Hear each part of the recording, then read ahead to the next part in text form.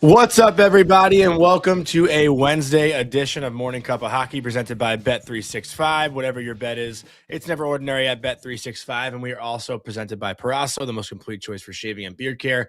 Made in Italy since 1948, Parasso has been a staple of Italian culture and barbershops globally for 4 generations, so get 15% off at Parasso-USA.com with our promo code Hockey15. In all caps, Hockey15. That's Colby Cohen. I'm Jonny Lazarus.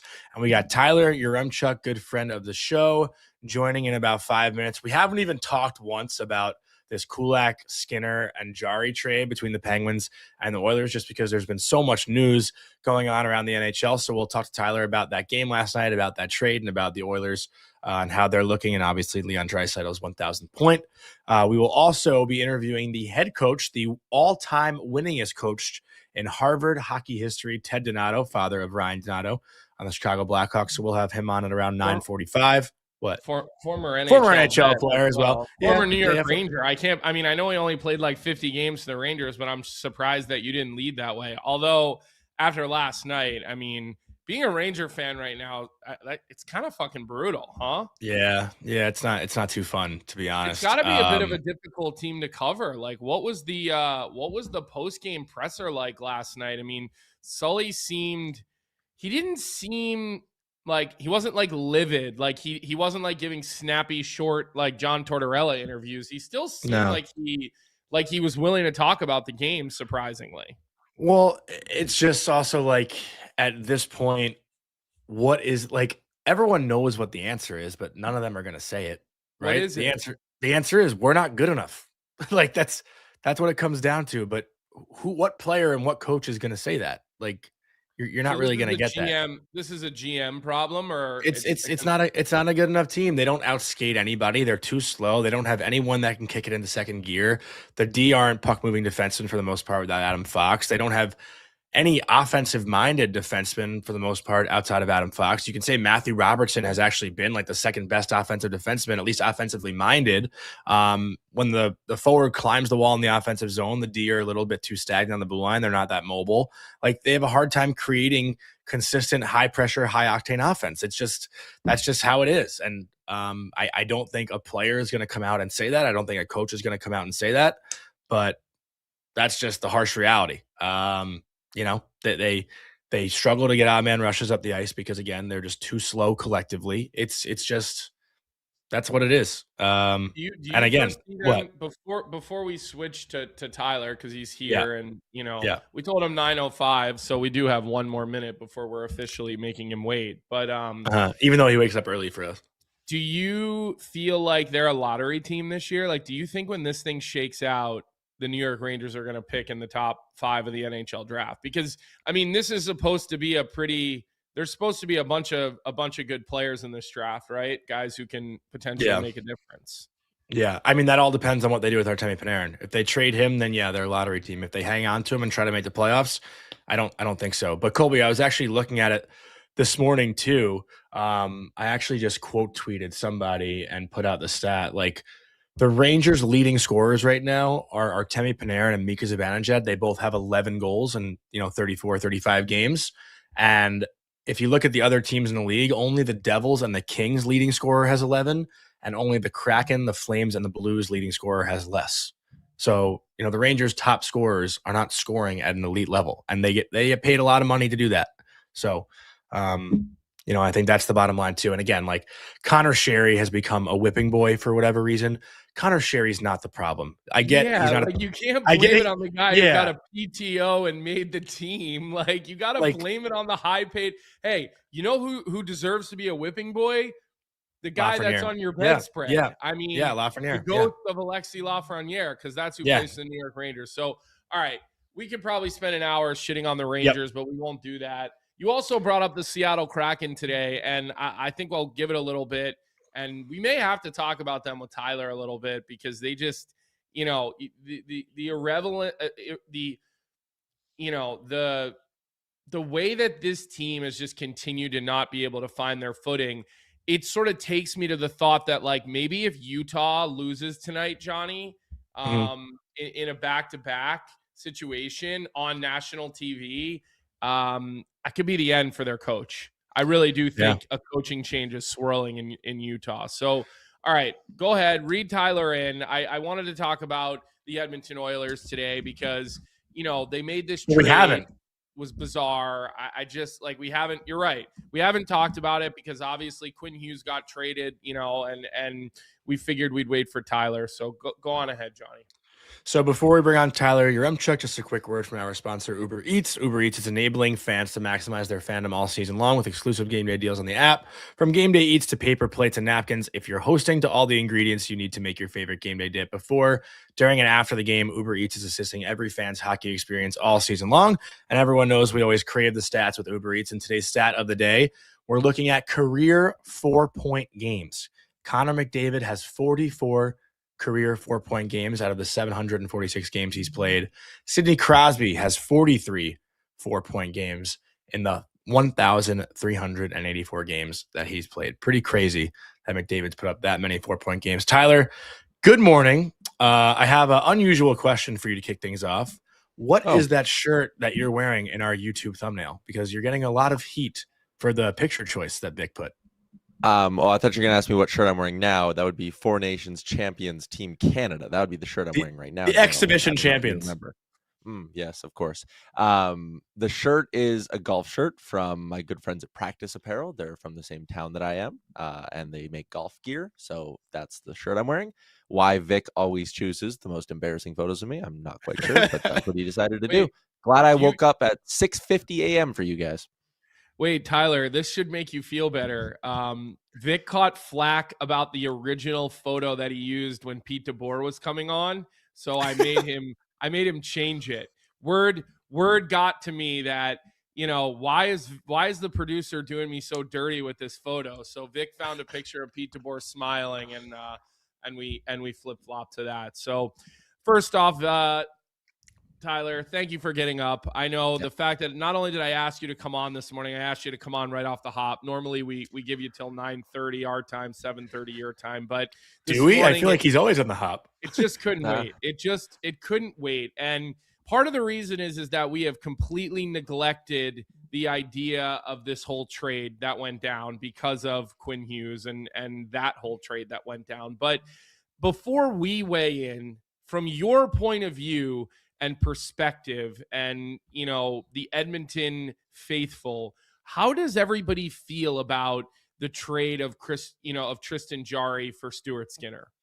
Yeah, I think people are generally pretty, or I should say the fan base is pretty torn on it. Like, Stuart Skinner had a lot of haters here in Edmonton. There's a pretty large portion, I won't call it a majority, but a large portion of the fan base that definitely hangs a lot of the last two Stanley Cup final losses squarely on Stuart Skinner. And I think those people, they make some good points, I suppose, right? He got to get pulled during both of those playoff runs. Calvin Pickard had to make multiple starts. And then you get to the Cup final and he got outdueled by Sergei Bobrovsky twice. Personally, I don't blame the 24, 25-year-old goalie for getting outdueled by Sergei Bobrovsky, who could very well be a Hockey Hall of Famer by the time his career is done. But people certainly did that in Edmonton. So there's a portion of the fan base that was just like, enough. Anybody's better than Stuart Skinner. Tristan Jarry, yep, sounds good to me. He's got an above 900 save percentage. And for some fans, the criteria was basically like, can they tie their own skates? Do they own goalie equipment? Better than Stuart Skinner, right? There's another part of the fan base that I think are a bit more logical and don't react to things so emotionally that go, hey, Stuart Skinner's a 26-year-old goalie. Is he perfect? No. Does he have a high ceiling? Yeah, he shows it. Let's go back to last year, right? Back-to-back shutouts against the Golden Knights. Then he goes and outduels Jake Ottinger once again in a second straight Western Conference final. He's a big reason why they were able to get to back-to-back Stanley Cup finals. So, I was more of a Stuart Skinner fan than most. I think there are a lot who look at this trade and go, did you maybe get the better goalie? Yeah, you did. So if that was your priority as Stan Bowman, then good on you. You went out and you upgraded in net. And if you believe that, awesome.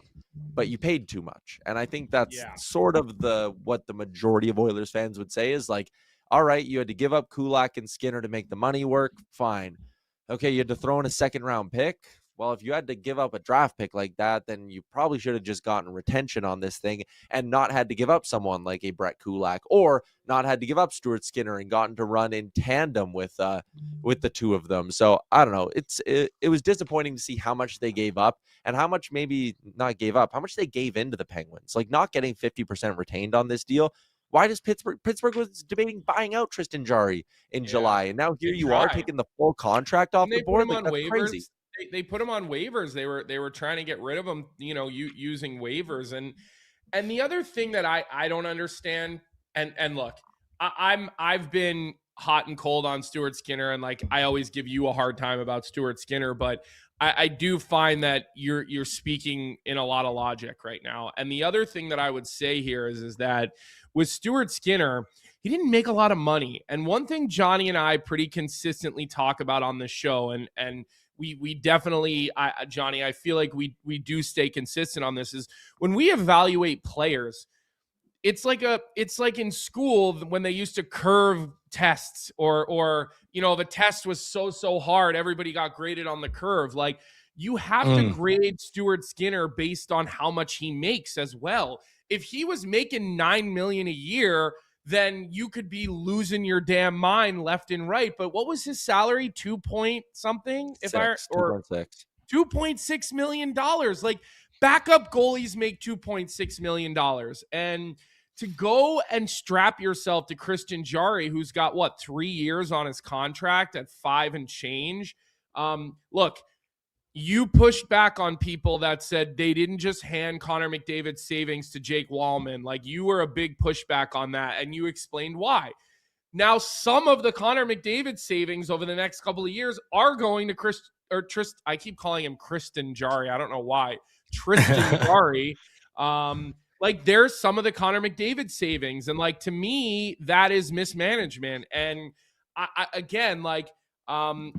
look at this, and the length of what you owe Jarry versus you were so close to being in a situation with Stuart Skinner where you had freedom and you could make a decision. Like, I don't know. Like, it doesn't make a lot of sense to me, Tyler, in the way that this thing was done. I'm having a hard time wrapping my head around it.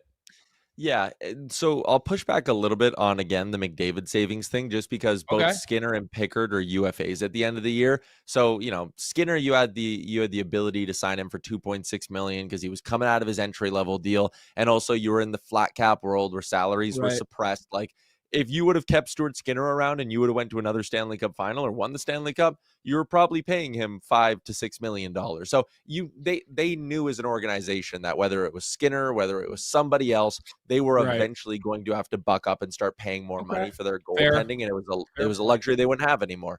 But still, like, I don't know if that's fair.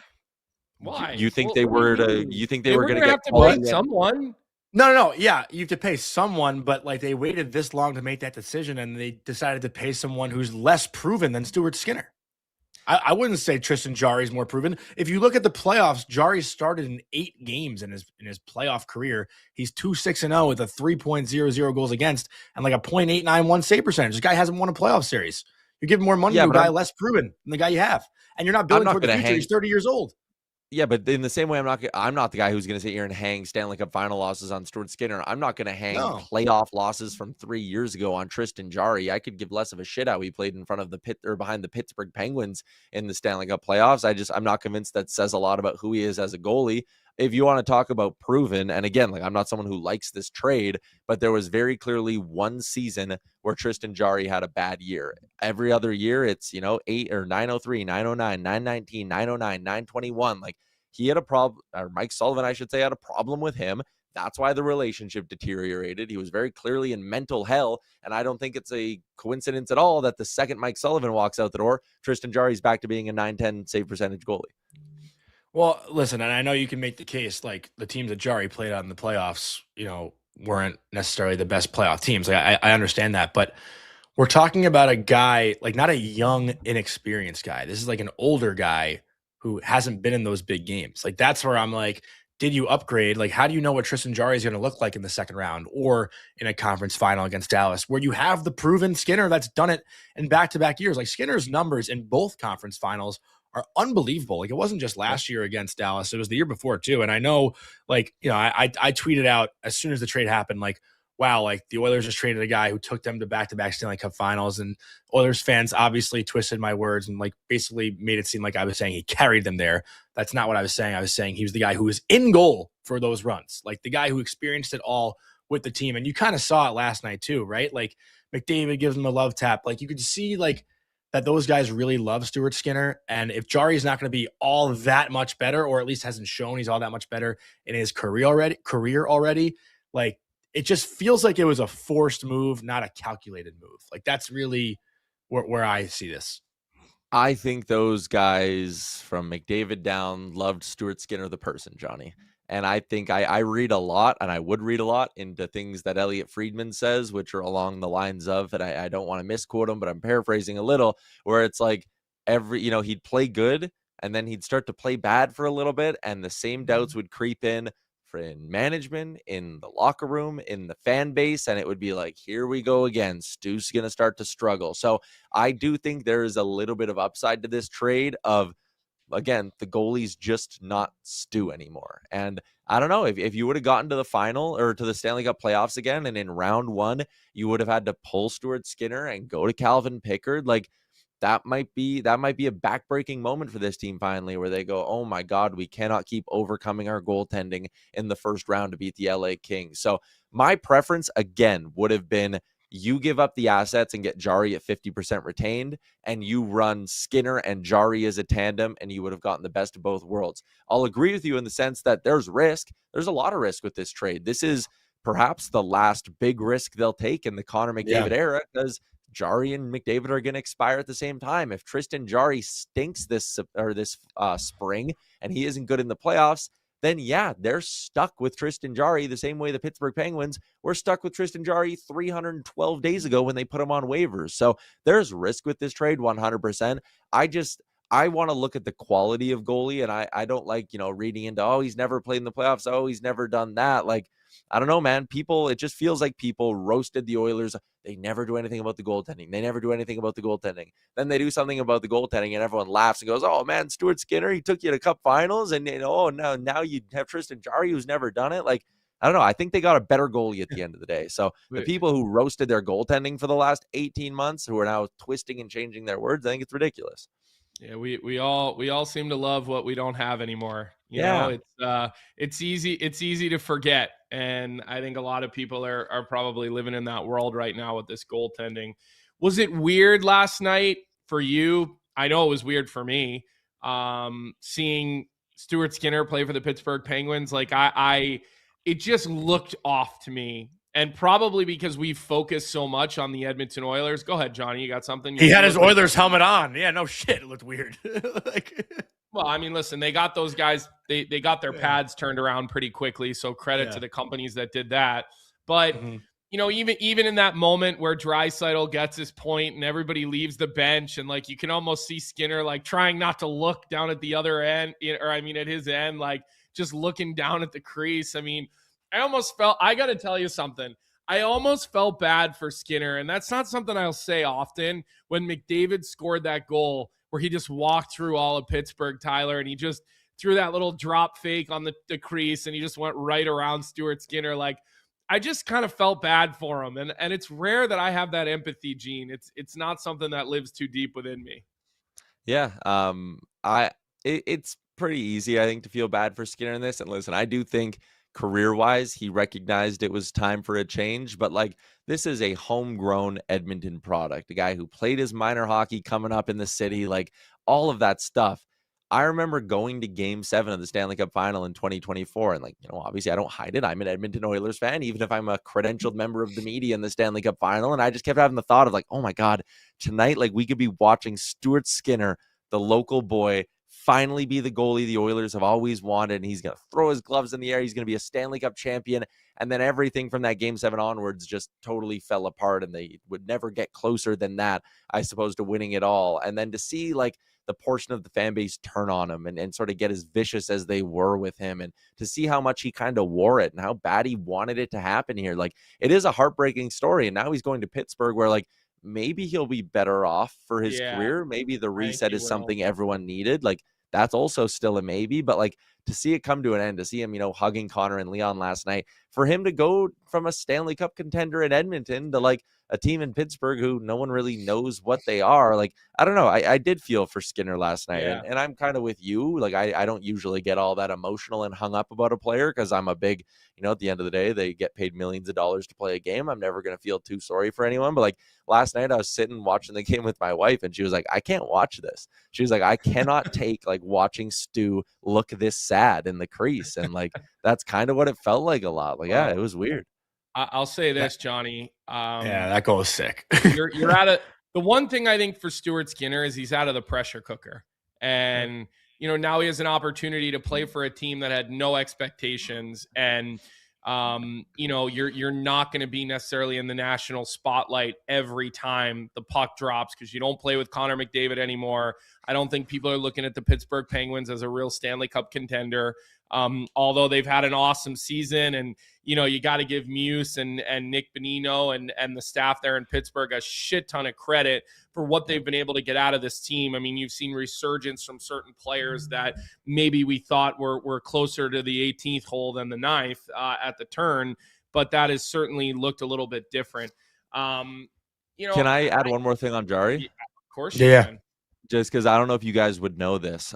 So like born in Surrey, BC. So that's like obviously closer to Vancouver. But he played his junior hockey in Edmonton. So he would have moved here when he was like 15, 16 years old. And he actually comes back. He lives in Edmonton every single summer. Married a girl from Edmonton. Even after signing all the contracts he did in Pittsburgh, he could live wherever the hell in the world he wants. I'll always have a soft spot for a guy who comes back to Edmonton and lives here and owns a home here and comes every single summer. So that's I think an interesting part of Jarry's relationship with the city too.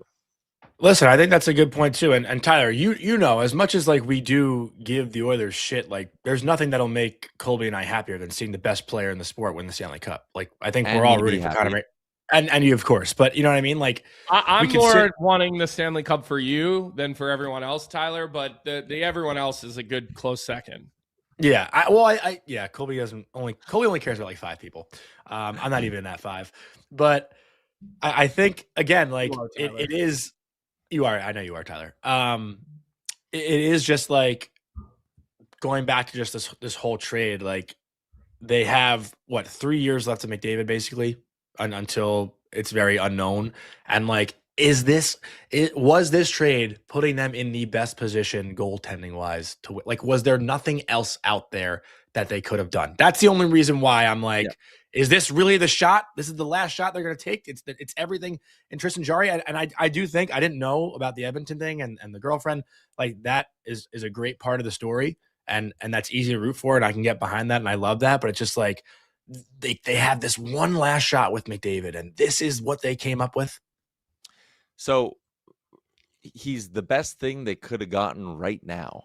And I laughed. I said, maybe he's not Mr. Right, but he's Mr. Right now. I think, a guy like Saros, right? A guy like Saros in the summer could have been available.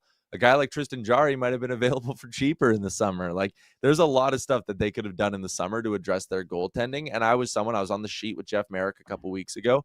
And I said, like, I think this might be like a soft refresh year for the Oilers. Like, don't go crazy trying to upgrade your goaltending. Don't be trading first round picks and prospects like Ike Howard to get better this year.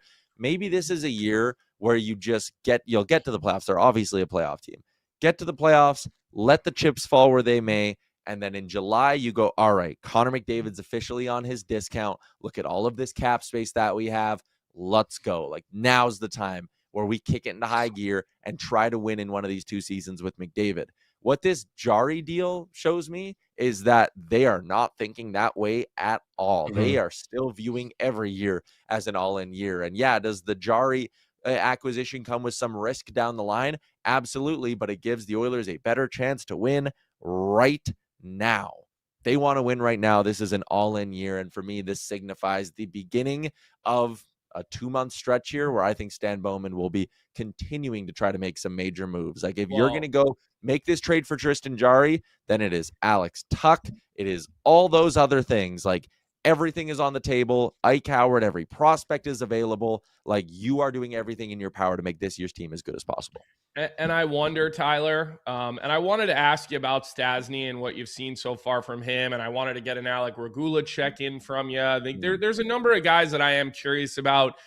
Quinn Hudson gets called up last night. Now he obviously only played like 6 or 7 minutes. But before we go down that road, do you foresee, because like I look at Jarry and I'm like, all right, he's not in that echelon of like you're sleeping great at night because he's your first goalie, but he's in that echelon of like he'll let you sleep well a good amount of nights playing over 900 hockey, which is what you've always asked for, Tyler.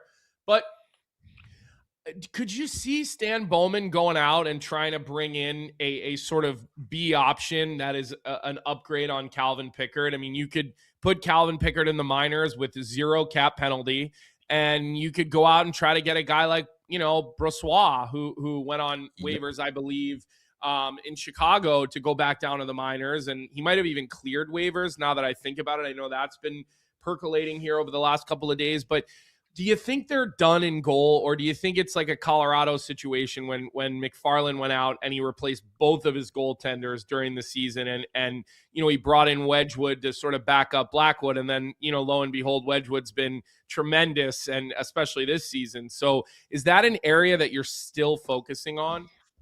1,000%. It's a must. It's a necessity. They need to upgrade on Calvin Pickard, because if Tristan Jarry falters, then you're in the exact same position you were when Stuart Skinner falters, right? Like you need to get a better partner here. Brossoit 50% retained. I love that idea. I've been hammering on that idea for I think the better part of 3 weeks now on Oilers Nation every day. Like that's the guy Edmonton's got to get. He will cost you probably nothing to acquire. You get him at 50% retained. You put Tomasek in the minors or whoever the hell you need to do, or whatever you need to do to make that little bit of money work. Like, yes, Laurent Brossoit is the guy, another former Edmonton Oil King, by the way. So he has a relationship with Tristan Jarry. I think that would help in this whole thing as well. I would 1,000% go get Laurent Brossoit, or I could also see them in the next little bit here. I think they're trying to do right by Pickard, and they're keeping him up until Christmas. I think early on in the new year, you'll see the swap potentially for Connor Ingram, who they got from Utah during training camp. So it's either I forgot about that. Or Ingram. Yeah.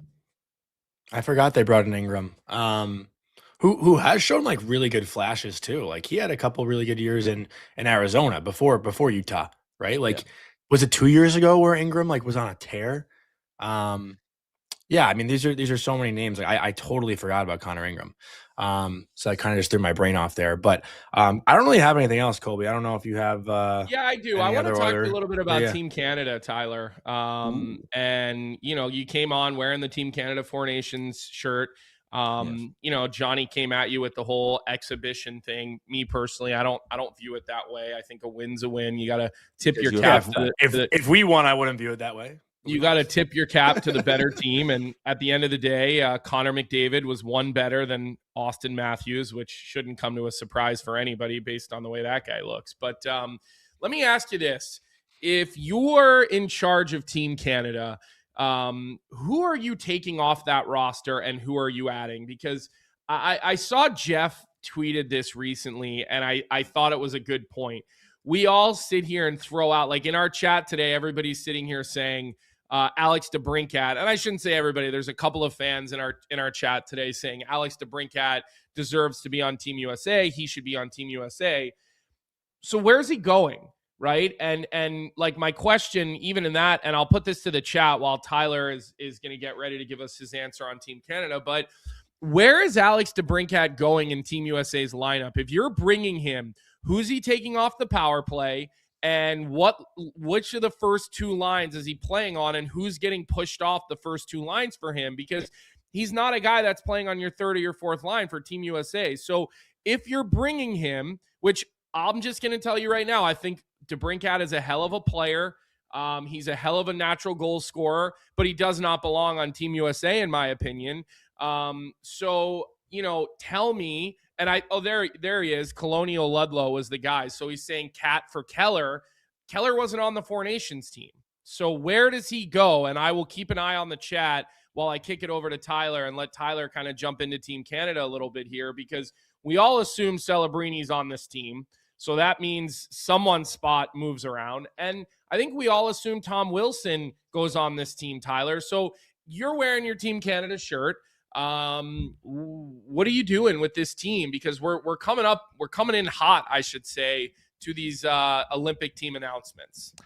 First big thing is in net. I'm not bringing Aiden Hill and I'm not bringing Sam Montembeault. I guess they'll bring Jordan Binnington just because, he helped them win the Four Nations and Hockey Canada's loyal like that. But Logan Thompson's got to be your starting goalie first and foremost. I don't care who is your third goalie. Mm-hmm. You can bring whoever. You can bring Calvin Pickard if you want. Logan Thompson's your starting goalie in this one. On the blue line, I worry about a good St. Albert, Alberta boy and Colton Parayko. I wonder if he's maybe not going to be on the team. St. Louis is off to a sluggish start, but there's still that Doug Armstrong connection. So I think one of Parayko or Sanheim are off the team. And, I'm curious if they'll end up bringing Evan Bouchard as he's your sort of Cale Makar injury replacement, right? Like if there's ever a point where Makar went down in the tournament, or if you really needed to mix up your power play, Evan Bouchard's the guy who can just slide into the lineup and do exactly that. So the blue line, I think, will look relatively similar, maybe a couple of switches around the edge. Up front, I would bring Tom Wilson over Sam Bennett. I don't think you need all three of Bennett, Hagel, and Wilson. I think you can bring two of them, and I think Hagel and Wilson are the obvious choices there. I'd bring Celebrini over Cirelli, as easy as that is. I agree. To say. I think Macklin Celebrini's got to be there. And then I think they're allowed to bring one more forward than they were for the Four Nations. Yeah, you can bring 2 extra forwards and 2 extra D on this one. So you'll have the opportunity to have 8 and 14, I think. Yeah, so again, I maybe wouldn't bring Sanheim, and I'd bring Bouchard and one other defenseman. I'd mix up my goaltending. I wouldn't bring Bennett. I'd bring Wilson. I'd bring Celebrini over Cirelli. And then I think I would bring Connor Bedard as my extra guy.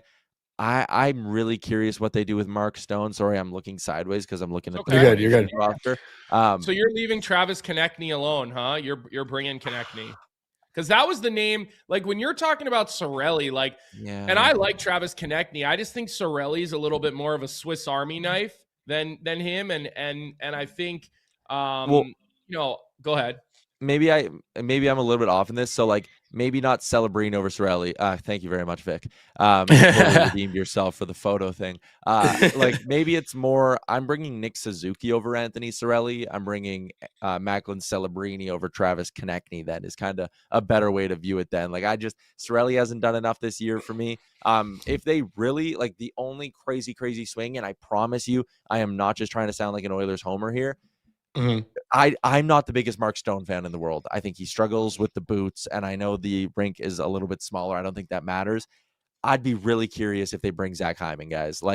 We kind of forget a little bit because Jordan Binnington made those crazy saves in overtime and all that, but Canada was an eyelash away from losing, and if they would have lost, one of the big storylines that we would have been doing up here in the Great White North would have been, you never found someone to play with Connor McDavid. He was with, Marner for a bit, then he was a Stone for a bit, and they had to keep moving guys in and out because no one really seemed to click with Connor McDavid. This was an issue when you go back to the 2010 Olympics. It took a long time for them to finally figure out, okay, Iggy can play with Crosby, and there you go, they solved it. But there's a reason why in 2014 Hockey Canada brought Chris Kunitz, because they were you know what, 2010 it was a mess trying to find someone to play with Sidney Crosby, so they bring Kunitz in 2014. Zach Hyman is a much better player than Chris Kunitz, but if you're sitting there going, okay, we had Mark Stone last year and it just never quite worked and meshed and we couldn't find someone, don't run the risk that someone won't have chemistry with Connor McDavid. Bring Zach Hyman as your 14th forward. You don't need to start him there. Try McDavid and Bedard, try McDavid and Celebrini, try all these things. But you have that break glass in case of emergency where if someone doesn't click with Connor, you just put Hyman in the lineup and you're all right, he's a dog. He works hard. Smaller rink actually maybe plays to him in his strong forechecking, and we know he can play with Connor. Yeah, well, it's a really good point. Go. I was just going to comment on some of the back end decisions. Remember there's no Alex Pietrangelo this year. He's obviously not playing, and Harley came in and did a great job. So you have to think Harley finds his he finds his way back on that team. And Didn't Pietrangelo like opt out last year though? He didn't want to play, I think, didn't he? Did he not Yeah, play? you're right. He did opt out. I don't think he played. Yeah, he opted out. He was named to the original roster though. So I just think when you look at the back end of Canada, like a guy like Colton Parayko, who is just that big, strong, heavy defender, I think he stays on the team. I really do, even with St. Louis's woes this year. And like the other thing, like I don't think people realize how good Travis Sanheim is. Like, and I'm not sitting here saying that he's like a true bona fide number one, but he is a bona fide top pair defenseman. He's probably the number 2 guy on your first pair. I mean, he plays like 27 minutes a night in Philly, and Philly's good. Like, there's so much negativity around the Philadelphia fan base because of Mitchkov, but like they're a good team. They're in 3rd place right now. Like, they have this road trip before break. They have an opportunity to get more padded, more padded into the playoffs. Like, I think Sanheim's a pretty damn good player. But I do foresee Konechny coming off. Like, I would agree with you on that one, and I think you could take your pick. But I think the other question that we all have is like how much are they looking at like a guy like Sam Bennett and they're like, okay, playoff success, we won with him last year in the Four Nations. Like, how much are they weighing that versus how guys are playing right now? That's something we're never going to know. One thing Pete DeBoer told us, Tyler, was that when they're talking about a player, everybody, like, it's almost like every person on the staff gets one vote. It didn't seem, for me, at least when we talked to Pete DeBoer, that like Doug Armstrong's like trump card, boom, I'm the GM, I make the decision. It's like, sure, there's a voice for your own players, but it seemed like it was a pretty democratic process of picking these teams, or at least picking Team Canada as far as the way they're going about their evaluations. So, but I still foresee Parayko making that team, just my own opinion.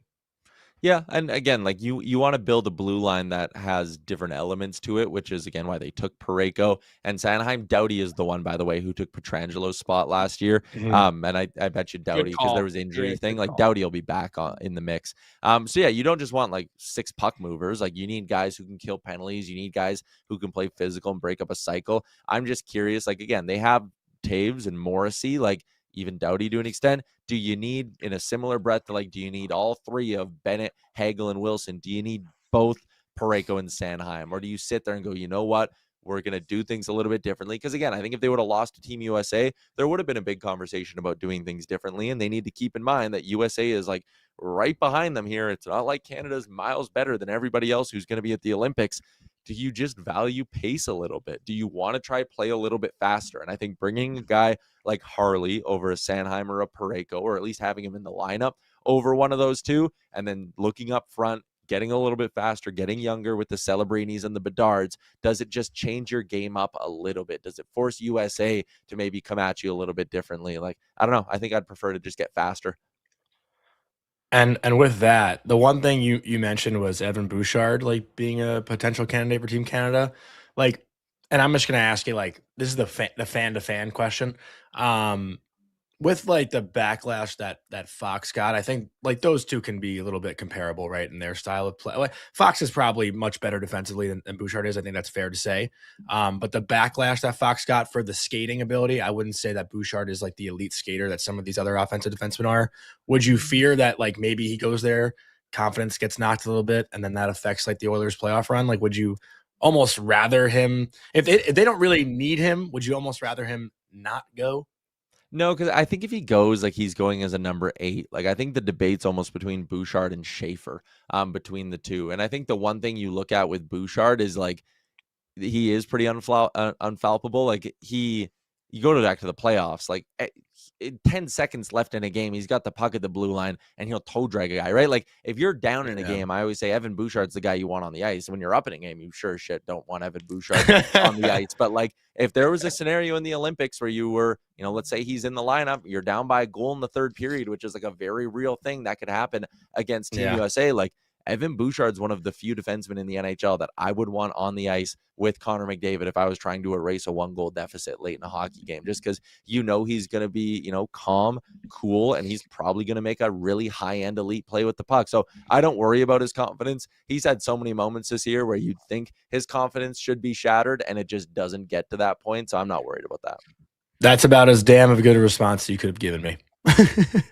Yeah, I do look at that, and I would agree with your point there. I don't think Adam Fox gets enough credit for the way he defends, especially with his stick. Not at all. I think he's got an elite stick. But when Bouchard is playing at the top of his game, and he's also, you can't be on the ice for 26 minutes if you can't defend. It's just inconsistent with Evan Bouchard.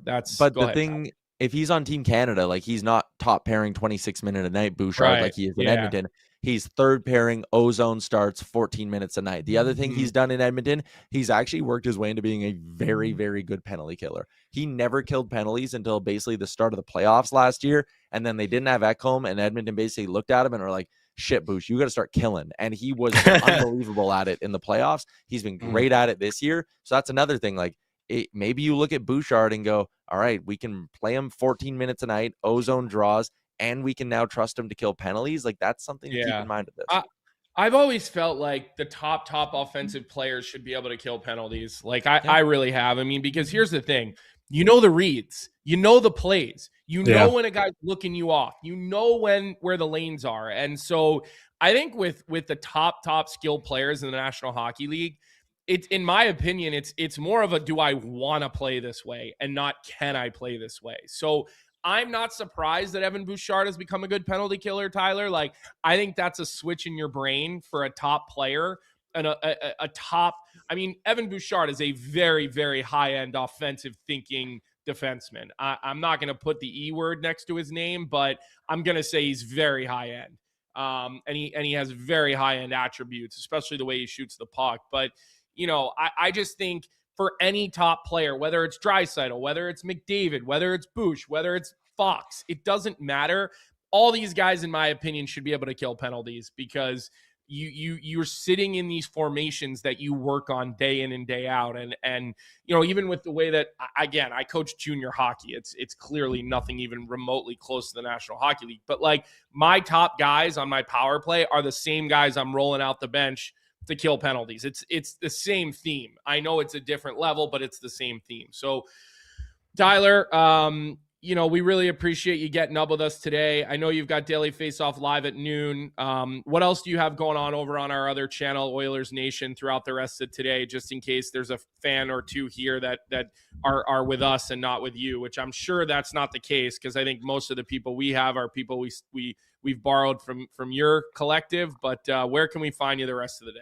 Yeah, Oilers Nation every day live at noon. Jeff Merrick's going to join us. I don't know if you guys know this, but Oilers Nation has a massive German following. There's actually a group of guys. They run a whole website, oilersnation.de, and they cover the Oilers for us in German. And every couple of years, they'll come and do a massive trip here, like 25 of them. We'll help them, and we'll plan it all out for them, and they'll all fly here from Germany. So I'm going to have one of the writers from Oilers Nation Germany on to talk about Leon Draisaitl hitting his 1,000-point milestone. That's sick. That's awesome, Tyler. Great stuff. That's all. I mean, that's all I got this morning. Colby, anything else for Ty before we let him go? Nope. Thanks, buddy. My coffee's getting cold. Thanks, Tyler. Bye, Talk guys. to you soon. Thank you. Awesome stuff as always from Tyler Yaremchuk. Before we get into our next topic can I ask you a quick question? Because I'm getting hit in the chat right now by some Oilers fans. Did I say that Bouchard can't defend? Did I say that? He can't defend? I don't know if you said he can't defend, but I think you did knock his defensive ability, which I did too. Listen, the reality is he's inconsistent in the way that he defends. But saying I don't think I said he can't defend. And when a guy's as good as Bouchard is, in my opinion, that is a mentality of like, I want to defend or I don't want to defend, or I'm willing to defend or not willing to defend. So again, if I did say that, I'd have to go back and watch the tape. I want to walk that back a little bit because I do think he can defend. I do think he can have a good stick. I just think it depends on if he wants to defend or not. And it's not the defending that's a problem. It's his turnovers that are the problem. It's decision making. It's that high risk, high reward hockey that he plays, and figuring out the right times to do it. But like, I think defending is more of a mentality for a lot of players than a skill. I'm not asking you to be as good a defender as Ekholm or Parayko, but I think if you want to defend to play in the National Hockey League and you're that talented, you can defend. So yeah, I feel like maybe some words might have been twisted there, which is okay. We do that on this show, so I can't get mad at you for doing that to me when I do that to all you, and I do that to Jonny pretty consistently. But I just wanted to flush that out, Jonny. Back to you, pal. Yes, I wanted to do a read from our sponsor, JP Weisers, and talk a little bit about Macklin Celebrini before Coach Donato hops on. So just in time for the holidays, the perfect gift for the hockey and whiskey lover in your life has officially arrived. JP Weisers, the official whiskey of the NHL, is rolling out the brand new 10-year-old NHL gift pack built for fans who want to celebrate the game in style. Inside, you'll find a bottle of JP Weisers 10-year-old Canadian whiskey, an NHL team cocktail book, team-branded glassware, and a hockey-inspired stir stick to complete the set. And the best part, each pack includes one of 32 collectible NHL team cocktail glasses, so you can grab your favorite team or start collecting all 32 this season. This holiday, give the gift of great whiskey and even better hockey memories with JP Weisers. Colby, we just got to talk Macklin Celebrini quick because he's third in the NHL in points right now, 51 points in 34 games. I saw a friend, Max Miller, who covers the San Jose Sharks, said Macklin's the fastest player in Sharks history, like 34 games to get to 50 points. The last player was 37 games. So Macklin said a little bit of San Jose Sharks history last night. And at this point, we talked to Tyler about Team Canada. I think you're actually making a huge mistake if you don't bring him. I don't think it's about will Macklin go anymore. I think it's you have to bring him. Oh, I mean, listen, he's one of the best players. Like you have to. You have to. Age. I mean, look. If he doesn't go, it's a mistake. Yeah. Yeah, of course it's a mistake. And you know what I would say too with Macklin, like again, he's playing in a situation where there's no pressure other than just like potentially being a new face of the NHL. Yeah, I mean, so that is pressure, but you know, these games will be a lot tighter, as we know. These games at the Olympics will be a lot, the margin will be razor thin versus what you got now. But you know, you just see the engine on Macklin, and you see the way that he could just do everything. You know, he look. I think a lot of people owe me an apology because, like, when Macklin was in college as a freshman, I said that I thought he was a better player than Connor Bedard, and I thought he was going to be more impactful. Now, Connor Bedard has had a tremendous season, and offensively and even defensively, his game has come around. He's changed so many habits, and you know, Bedard looks like a number 1 overall pick. He really does. Yeah. Like, you know, not quite like Lafreniere, but he looks like a number 1 overall pick. Don't be mean. I had to do it. Sorry, I had to do it. But I just think, you know, Macklin Celebrini, he truly looks like a generational player. He looks like a mold and some sort of combination of like Sidney Crosby mixed with, you know, a couple of other, maybe throw a little Nathan McKinnon in there with the engine, you know, that he plays with. And then maybe you throw a little Jonathan Taves at his defensive game, and you almost can mix and match and say he's got a little bit of all those types of guys. So I think he goes to the Olympics. I don't see any world where Celebrini's not at the Olympics, John. It's hard to me think either. about it that way. Me either. I fully agree. We do have Coach Donato here waiting, so we want to bring him on, the all-time winningest coach in Harvard hockey history. But before we do, just a quick word from our sponsor, Out West, for our Cuppa College segment. The holidays are here, and our new core hoodie colors are officially restocked for the season. The everyday vest is flying off the shelf, and new quarter zips aren't moving too slow themselves. For a limited time, when you buy any item at full price, you'll get a second for just $10.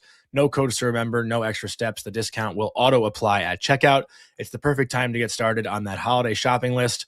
You know the deal. Head on over to www.outwest.us and grab your second item at $10 while this sale lasts. Out West, every game needs an outlaw. And with that, let's bring on the head coach of the Harvard men's hockey team, former NHLer too. I forgot to mention that earlier in the episode when we introduced that you were coming on. Ted Donato. Ted, good to see you this morning. Thanks for coming on. Well, thanks, guys. Happy to have the chance to join you. Well, listen, anytime we can get the Boston legend to come on our show, I'd say it's a good morning. I was worried that one of your assistant coaches might run a little interference this morning when he found out you were coming on to talk to me because I know one of your two guys in there is somebody that's certainly given me a lot of shit in my day. And obviously I'm talking about Matt Gilroy. I mean, you got two great assistants with James Marcoux and Matt Gilroy, but that's what I figured when you texted me you were running a little late. I thought maybe Matty took some air out of your tires to make sure you couldn't come on the show this morning. Yeah, well, I'm blessed to have two guys that I think are not only great hockey coaches, but good human beings. And it's been a lot of fun. I mean, had you told me when I first started that I'd have two assistants from Long Island, I don't know if I would have, thought that was going to happen. But, I'm having a blast. And they're great guys, and they do a great job. Well, it's also funny, too. Guys, we both, have a relationship with that. Like, I played for Jimmy at UMass my freshman year and sophomore year, and Colby obviously played with Matt Gilroy. Colby, you can go. Sorry, I didn't mean to cut you off there. How is that for you, Teddy? Like, these are guys you coached against, in their college careers, and then now they're on your staff. I think James would have probably had a run in the NHL if he didn't run into the head trauma and the head issues, and Matty had a real solid NHL career as a Hobie Baker winner. Like, is it weird for you? Like, do you feel like, oh God, I'm getting older? Like, it's got to be kind of funny. Well, there's no denying I'm getting older, unfortunately, but certainly, for me, when you try to build a staff, you want guys that you're excited to work with every day, and and you want coaches and people that the players can look up to, and I think with James's playing career and Matt's playing career and both their coaching backgrounds, I think it's exciting to come to work every day when when you have coaches that the players can look up to and say, hey, these guys can help me develop and help us win games and help me get to where I want to go as a player. I think that's a great mix. So I actually saw James and Mike at the Ranger game the other night, Mike being his brother, and I told him you were coming on Wednesday. So I asked, do you got any stories that I could bring up? And James said this morning, and I got to hear the story, that you actually went full gear for a practice a few years ago because you guys were short on D. Is that true? I need to hear that story. It is true. Coming out of COVID, we didn't have enough players really to practice. I think we had five, maybe 4 or 5 healthy D. So James and I suited up. We're always looking for an opportunity to get involved. I think one of the things that's fun about it is, all three of us love hockey. We love talking about the game. And I think I'm guessing, even the three of us would love to be able to put our stuff back on and play in some manner on a daily basis. But I mean, I still play in the the old timers morning skates every once in a while, just to kind of get out there. It beats getting on the bike or the treadmill. So it's when I first got into coaching, I was much more apt to jump in a drill, but now, unfortunately, I think I got to let the young bucks, take that opportunity. Well, I'm sure those guys appreciate it, and I think one of the things that I really wanted to get into you today was I don't think people are we have a lot of Canadian viewers that are with us every morning on this show, Teddy, and I think they're all starting to get more of an education on college hockey because the new CHL rules and a lot of their favorite junior players are making the jump over to the NCAA. And so they're learning about these programs. And when you think of Harvard, there's a million other things that you think about. It's Harvard, right? And but your hockey program has developed a shit ton of National Hockey League players. I mean, the list is long. I mean, Adam Fox, we were talking about this morning. There's we've had VC on this show, Thrun, the Lit Coronado. I mean, the list is long, and Ian Moore, another one new too. He's the list is long, and every year there's 2 or 3 Harvard players making the jump into the National Hockey League. And I remember being a 15-year-old kid sitting in your office with you and Sean McCann, and coming on my recruiting visit the same day I went to BU, and we walked out of your office, and my dad said, that's my vote. You're going to play for Ted Donato because he's going to get you ready for the NHL. And I said, but Dad, did you see the locker room at BU? I didn't understand. But, how important is that for you, this whole development model that you've put into place and the way you're turning these NHL players out? I mean, I think it's something we take a lot of pride in. I think there's a lot of work behind the scenes that needs to go on. I think, to me, the real secret is just being honest with, what guys need to do. I think, haven't had the chance to play as long as I did.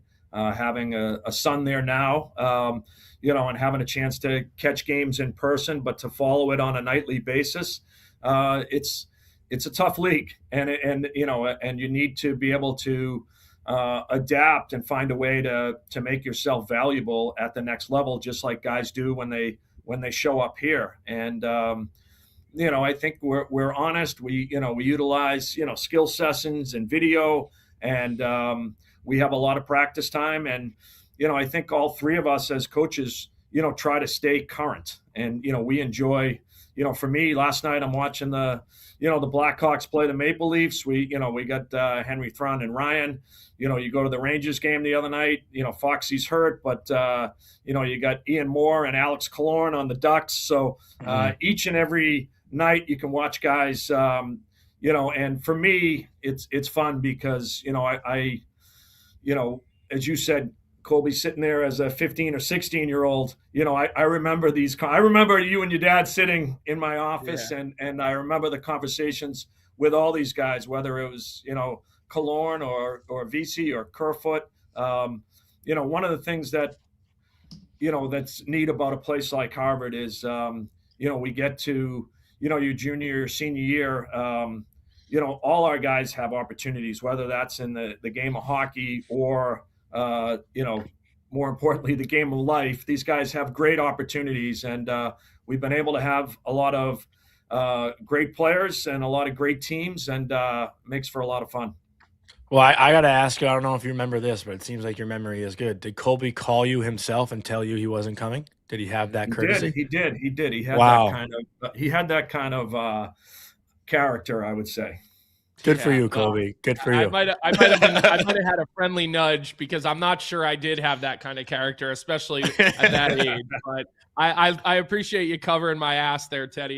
You're a good man. And just thinking about your team this year, and you guys are off to a good start. And I just think back to a few years ago, you had a roster of NHL players. You guys are a top team. You had just come off of a Frozen Four a couple seasons prior.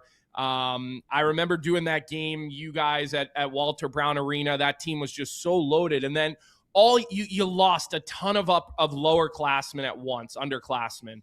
And it's taken some time to rebuild, right? I mean, it's not an easy thing. You don't have the transfer portal like everybody else does. Do you finally feel like you've rebuilt this team to be back in contention here for, that trophy that comes in mid-April?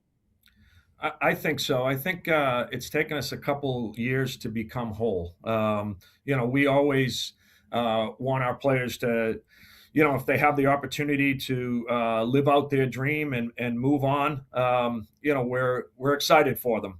But there's challenges, as you say, we're not really in the transfer portal game. We're kind of old school in the sense that we work with the guys we have. We develop them, and some guys have to kind of gradually get more versus having a transfer come in from as 24-year-old defenseman that ran the power play at maybe another place or something like that. But we enjoy the development part, and I think it's COVID was a little extra tough for us. We were the Ivy League took that whole year off, so we had a bunch of players.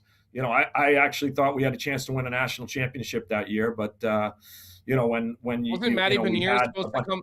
Beniers was supposed to go to go to Harvard, right? Yeah, Matty was committed to Harvard, and it was difficult for guys when we weren't going to play. And guys like Jack Drury and Riley Walsh and a bunch of guys, had to make tough decisions, and so it's taken us a few years, but I think we're comfortable with, kind of who we are as a program, and I feel like we're in a good spot moving forward here.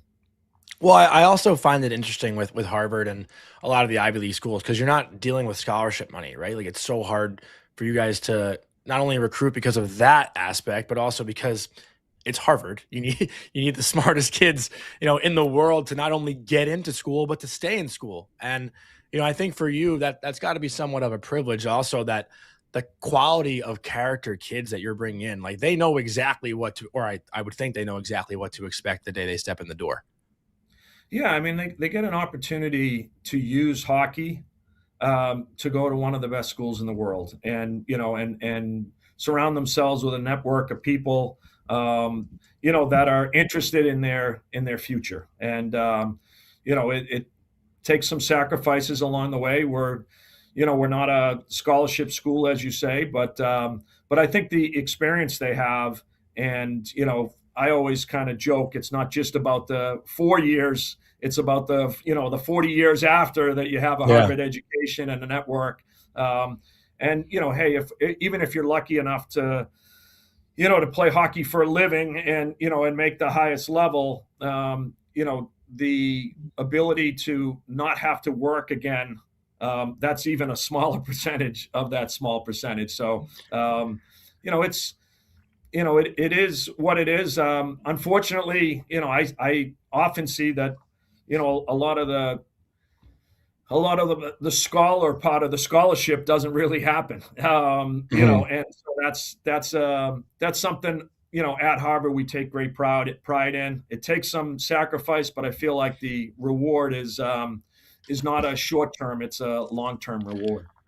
I just got one more question here for you, Coach. I know we got to let you run here soon, and it's actually going to be a two-parter if that's allowed, Colby, because Colby has to approve my final questions.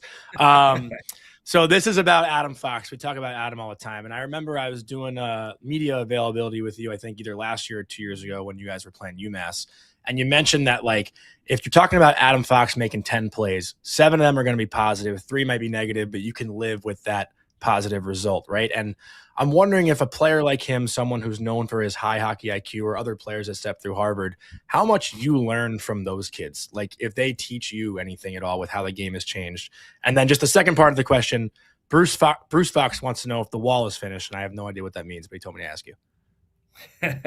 Yeah, well, I mean, Adam Fox is an incredible player, and if as a staff we didn't learn a lot from him, we'd be ignorant. He just sees the game at a really, really high level. I was, fortunate enough to play with, some great players, Ray Bork and Adam Oates and, Brett Hull and Mike Modano. And so, you appreciate guys that can do it at that level and think it, at that level. And, Foxy, to me, often we would sit on the bench and say to, hey, to the other defensemen, hey, that's not for you guys to try. But, it's funny. There are times it looks risky, but he processes so much information before he, makes those plays, and his poise was amazing. And I think our players actually, would laugh on the bench, when he would do things and make other players on the other team look silly, and they really enjoyed it and appreciated it. And then just his overall personality and being a great teammate made it that much more enjoyable. So when guys see it, at that level, and I think Adam is a savant. He really, is able to slow the game down. He doesn't often get hit much. He's super underrated defensively, I think. He's got a great stick and his ability to read the play he uses defensively as well. As far as Bruce goes, as we all know, Bruce is a great character and a beauty. And he, the wall, I think, is, for a couple of years there, it took us a while to finish all our graphics. So we now have, Adam's 3 All-Americans up there. We have his Norris Trophy on the wall, and it's something as a program we're really proud of, and we're proud of the on-ice stuff. but the off ice stuff, just to see what kind of person he is. He's now a dad. I was able to go to his wedding, and just an amazing backstory there. Yeah, well, tell Adam, Johnny, or tell Bruce to tell Adam to write a bigger check if he wants the wall done sooner. I think Bruce might be listening right now. So tell him to write a bigger check, and that wall, that wall will get done quicker over at Harvard. You guys know Bruce, right? I don't. I hear stories. Yeah. I've known Bruce since I'm 10 years old, and he lives. The Foxes live in my parents' block. I'm dying to get him on the great show. people, and the best. Adam is one. Certainly.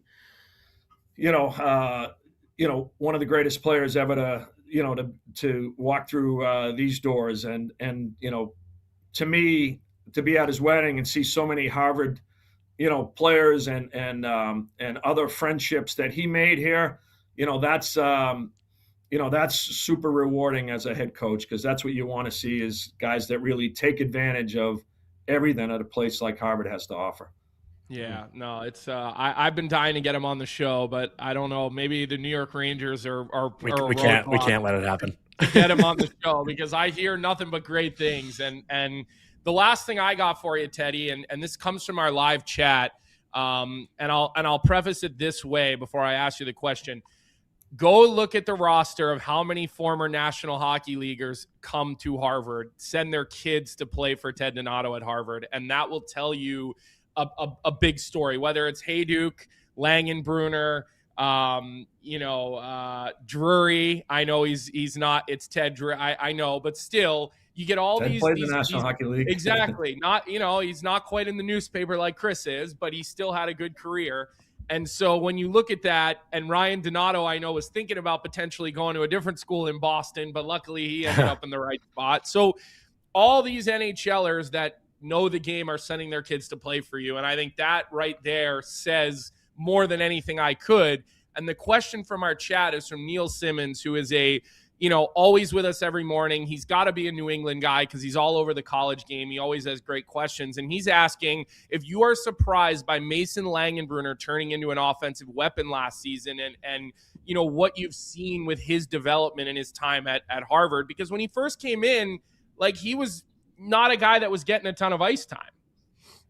Yeah, I think first of all, I mean, it's the character. He's one of our captains this year. And Mason, no surprise with his, with his background. But he's a winner. He was a state champion in Minnesota. Was a guy that was able to play on the power play, in the USHL, in Fargo. So, there's always, as Colby, there's a process to it. And, when there's guys like, Henry Thrun and Ian Moore, sometimes, guys get slotted into different opportunities. And, he's always helped us win hockey games. And he's been a great defender. He's been a great leader, and, block shots. And, last year he was able to find a way offensively with his shot to score some key goals for us. So it's fun. It's fun to watch guys develop. And as far as the former NHL players, I think we all realize as players how fortunate we were to be able to have careers, and how razor thin that difference can be, whether it's an injury or an opportunity situation, right place at the right time.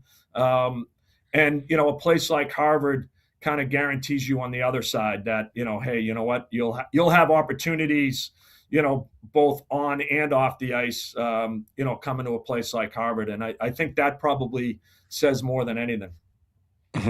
Well, yeah, know thank that, you. Yeah. I know that when little Shane Cohen gets to be that age and we come sit in your office in 15 years, Teddy, I know you'll still be coaching the team in 15 years. So when we come sit in that office, I won't let him make any mistake like and get enamored with some beautiful locker room or something like that. I'll make sure he gets that Harvard education and that Harvard degree. Yeah, I mean, it's I feel super grateful to be at a place that I believe in so much, and it's a lot of fun. I think we got some great guys, that understand they can do both things at a really high level, and for me, I get excited every day. I get excited about practice. I get excited about the games, and I get excited about where these guys can get to as players. Yeah. And congrats again on being the all-time winningest coach. Yeah. That's awesome. Seriously. Yeah, thanks, guys. Enjoy the great break. Great players Teddy. make great coaches, as we know, right? So yeah, well, sometimes, right? It just depends what kind of sometimes the guys that were too good, they think everything's too easy and they get a little frustrated too quickly with you. So listen, we're going to enjoy watching Ryan have another great season in Chicago. He's a guy we talk about on this show, and he's really put himself in such a good situation. We're so happy for him amongst all these other guys. And listen, we'll be seeing you down the stretch here. You got the Bean Pot coming up in February. You guys are in a great spot in the new NPI rankings. I think you're top 10. Maybe you're as low as 7th. I don't know the exact number as of today, but it's a great opportunity, and I'll be keeping an eye to see how my boy Justin Solveig is doing here in the second half. We got to find his way to the score sheet a little bit more, get get those rebounds banged home on the power play. Yeah, I think he's hit another gear coming into the break, and it's always fun. There's always, as you remember, Colby, there's a jump you get, after Christmas. Some guys, come back in. It's a chance to hit their refresh button, and all the most exciting hockey is in front of us. So we can't wait. Well, Vegas will be a lot of fun, and we hope to see you there. All right, Teddy? That would be great. Thank you. All right. Thank you so much. Talk to you soon. Thanks, guys. Great having Coach Donato on this morning, Colby. Before we get to anything else, just want to do a quick word from our sponsor, Bauer. It's never been easier to shop for the hockey lover on your list, and Bauer Holidays gift guides bring everything together in one curated destination, from pro-level gear for players to lifestyle essentials for fans, parents, and kids. Explore custom sticks and skates that turn into unforgettable presents, complete with clear order by dates to guarantee holiday delivery. And if you need a little extra help choosing the right setup, Bauer's expert stick and skate buying guides walk you through every step so you can give with confidence. Perfect gifts, zero hassle, all at Bauer.com. I also just love the Boston accent out of Coach Donato, right? Like, it's just so authentic to be coaching at Harvard. And I'll say this.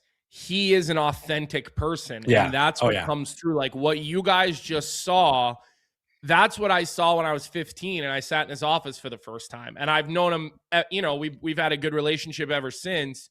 And so that type of enthusiasm and like how genuine he is, that's Teddy. And I think that's why players love playing for him. It doesn't mean he's some walk in the park. He holds you accountable. It's Harvard. Yeah. Yeah, there's no doubt about it. Yeah. And that's, I think, why he gets you ready to play pro, because he is holding you accountable. He is demanding. He has done a great job of putting a staff together with James Marcoux and Matt Gilroy. And I will say this about Gilroy. I would say I'm probably on his top 5 teammates that he didn't like in his entire You're on his career. shit list? He just hated me as a teammate. And honestly, I've seen him since. I don't think it's changed. Like, I saw him last year in Minnesota. I saw him in Minnesota last year, and I see him in the stands, and we're there. Wait, so you mean he just hates you? Yeah, like, how I always tell you that guy hates you? Like, Gilroy, listen, I'm not his cup of tea. I'm an acquired taste, as you all know, and I'm definitely not for him. But I still think he's going to make a great coach. He was a great player. I played with him, and his hockey IQ and his skill set, I'm kind of surprised he didn't have a longer, like, he had a solid NHL career, but if he would have ended up having like an insanely successful career where, he had a chance to play 1,000 games, this and that, like, that wouldn't have surprised me with Gilroy. I think he was that talented. So, Jenna Henderson is in the chat saying that she heard that he can be a hardo. I don't know if you're talking about Teddy or if you're talking about Matty Gilroy. But like I said, he's a guy, Teddy, that holds you accountable. He's old school. James Marcoux is a great American League player, incredibly skilled All-American from UMass. Mm-hmm. He's a perfect guy to run the forwards. Gilroy's a perfect guy to run the D. So they got a good staff there. They're definitely a good team that's that is building, built themselves back up to being a national contender for a national championship this year, Johnny. So great to have him on. Great to talk through some of that stuff. And we'll be keeping an eye on the Crimson here in the second half. So I know for Bet365 today, Johnny, you're doing a little throwback here. So I'll kick it over to you, and you'll tell us what we got planned for tonight on Bet365. We're running it right back. We hit last night with the Red Wings money line, and tonight they are taking on the Utah Mammoth. Both teams are on the second half of a back-to-back, and Utah is struggling as of late a little bit, and they're not great on the road so far this year. So tonight's Bet365, bet of the night, whatever your bet is. It's never ordinary at Bet365. Download the app and get in on the game. You must be 19 or older. We are having JVR on tomorrow as well, so it feels like a great night to bet on the Red Wings money line. Again, you're getting them at minus 125. The Red Wings have won, I believe, now 5 of their last 6. They are sitting at the top of the Atlantic Division. They are 6-2-2 in their last 10. Things are rolling right now for Detroit, 10-6-1 at home. So we're going with the Red Wings again. That's going to do it, at least I think, for today's show. Colby, any final thoughts before you want to wrap it up? No, listen. Tomorrow we've got John Van Beesbrook coming on, and we've got James Van Riemsdyk coming on. So we'll talk a little U.S. World Juniors, and then we'll talk to James about what's going on with Detroit, how he's been playing heading into the break, and maybe he'll give us a little pitch for Alex DeBrincat to make the U.S. Olympic team. So thanks for hanging with us today. Make sure you hit that like button on your way out. Leave your comments on the stream. Go to Spotify and Apple Podcast and use those audio downloads. Leave us a review. Make sure it's a high star review. And if not, we know where the negativity will come from. Obviously, I'm kidding with that, but it's been a great week so far, Johnny. I thought that last two-parter question you asked Ted Donato was actually another really good question by you. So anything about Bruce Fox gets a smile. Yeah, I think it was more the question about Adam when you asked if they learned from him. Like, I think that's a good question, and I think you've been on fire this week with some really good questions. So kudos to you for having Colby. three good days so far. But don't worry, tomorrow plenty of time for you to screw up the week. So we hope everybody has a great day, and as always, we'll see you back here at 9 a.m. tomorrow. What's up, everybody? Thanks for tuning in to Morning Cuppa Hockey here on the Daily Faceoff YouTube channel. If you enjoyed the show, make sure to hit that like button, subscribe, and turn on notifications so you never miss an episode. And don't forget, we've got more great hockey content every day. You can catch DFO live at noon and stick around for the Sheet with Jeff Marek at 1 p.m. right here on Daily Faceoff. Until then, keep your coffee hot and your